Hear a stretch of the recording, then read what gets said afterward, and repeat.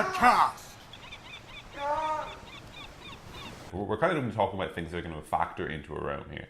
We're not going to be kind of going through the fundamental steps of roaming. We're not saying, first of all, you look at the champion, next of all, you look at the wave. We've done that kind of in previous episodes, and this we're going to go for more of a general approach, just kind of talking about the things you need to think about when you're roaming. So the next is, again, as Andrew briefly mentioned, was the wave, which is just super important.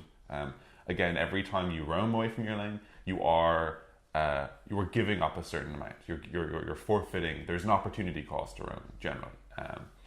That's why often people will roam after they push in a wave, because there's less opportunity cost. You're not missing minions under your tower. But if you are pushed in, and if the mini waves are hitting your tower, sometimes you need to make that call. You need to say, like, it feels bad. But sometimes you need to be like, okay, I'm giving up this wave, but there's a big old brawl going down bot lane. And if I wait long enough to clear this wave, there's an opportunity cost for that as well. So it's all about opportunity cost. And similarly, if you push the wave in really early, there's no real loss. And again, you'll see often, like, high lane mid lane just say, like, whenever you push the wave, and just like walk out of vision. Just find somewhere where they have a vision and walk out of vision. Naturally, that just forces your top lane, bot lane to play back, because they don't know. And similarly with, like, support. Support's a big thing, but just kind of like walking up in river a bit and just dropping a ward. If your AD carry is backed, if your AD carry is not exerting pressure, not being pressured, there's no real reason not to exert pressure. And, you know, again, as we talked about before about the kind of opportunity cost, it's kind of, on one hand, you're not really giving up anything by exerting that pressure.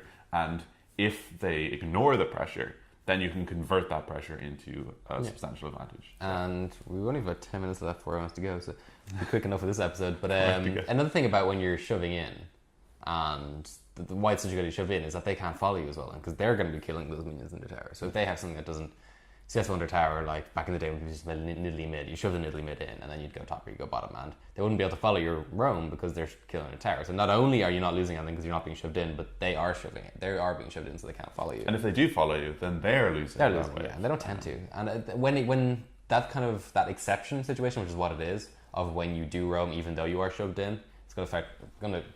A lot of factors will go into that. So, like, if your champion can get there really quickly, if you're Aurelion Sol and you're under tower, you might be able to just E and go straight to the fight. Which case, maybe just give up that wave, you'll be able to get the quick enough anyway. Usually, you'll probably, if it's a big enough wave, because if you consider like the tower, you don't lose the tower. But it is actually a thing that. But there will be times when you need to just. Yeah, you need to be aware, and the ability to understand that you can roam away from your minion waves, right? Like, minion waves aren't the be all end all. It is whatever 100 gold per minion wave. Like, it's not the end of the world.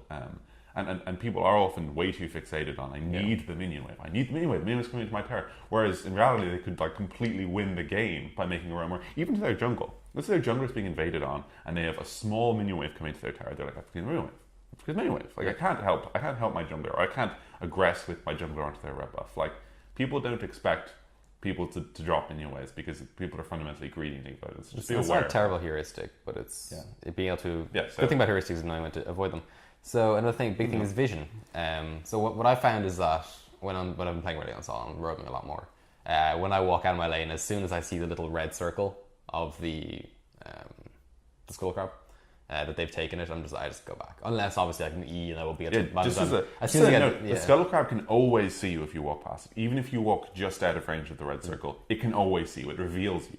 So like I see it every time in solo queue. People are just like, we'll walk on the very edge of the sun. Oh, really? Yeah, no matter where you walk, if you walk in either Baron or Dragon Pit, and you try to walk around the Scuttle Crab, it's always going to reveal, unless you use a blasting pod over it or around it, or you just take the long road. But every time you walk around it, they can see you, and they're backing off. It's not because they have a ward, it's because that reveals you. Otherwise, it would be kind of ridiculous. Why would it even be there? And like, people think about vision, they think, well, that means you're going to walk back in time. But it also means their jungler, if they're nearby, will come and kill you as you're going through the river. Or their jungler will come and counter gank. Or their mid lane will roam quicker down. Like, it's really dangerous to gank through vision.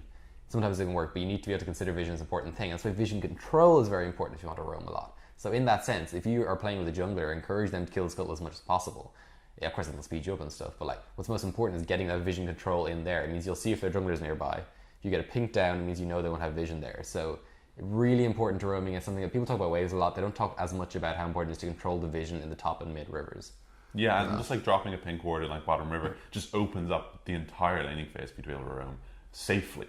Like knowing that you're not roaming into the fog of war, which is really dangerous in the jungler. But also just quickly to note on vision, you can also roam into vision, and often you see junglers who will walk up to a lane and the lane will be warded, and maybe the lane opponents are pushed in, and it's like a really good gank, but they walk over a ward and they'll just start killing it. because there's a ward and they can see me and therefore I can't gank. Often you can actually just power through wards if the lane is pushed up enough. Like what I'll just do is I'll just have movies or whatever and I'll just run past. It doesn't matter if they have a ward. Like people's map awareness is super bad at Solo queue, first of all, and second of all, even if they have good map awareness and they immediately react, sometimes in Solo queue, if let's say you're under tower or your team are under tower, they can't react fast enough, especially in the long lanes like top and bot lane. They just can't. Like you'll see people who'll see the jungler coming. Let's say they push top and bot lane, and they'll see the jungler coming through that river brush. They've warded, but it's just way too late. They have to have a ward way further up into the season time, and you can just get to that. That's just a quick aside. And let's